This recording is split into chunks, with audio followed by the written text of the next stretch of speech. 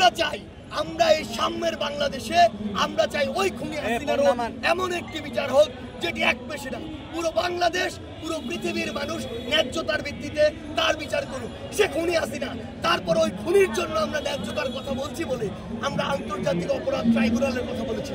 আমরা তার মতো প্রহসন করিনি যে বিচার বিভাগকে ক্ষমতার অপব্যবহার করে যাকে ইচ্ছা ঝুলিয়ে দিব, যাকে ইচ্ছা যাবজ্জীবন দিব, যাকে ইচ্ছা ফাঁসি দিব।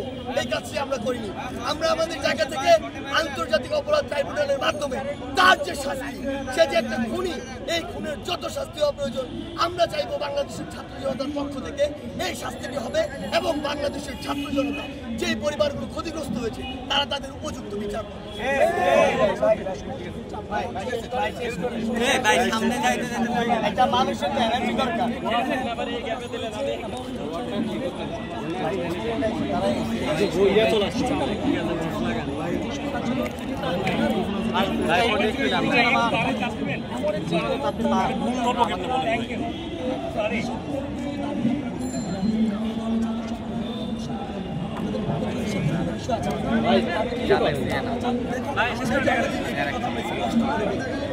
যেদিন থেকে কোটা সংস্কার আন্দোলন শুরু হয়েছে ওই দিন থেকে আমরা তাই করেছি। এই দেশের জনগণ যা চেয়েছে, এই দেশের জনগণ যদি মনে করে এই খুনের দোষরকে এদেশে রাজনীতি করার অধিকার নেই, তাহলে জনগণের পক্ষ থেকে আমরা অবশ্যই সেই দাবি করি।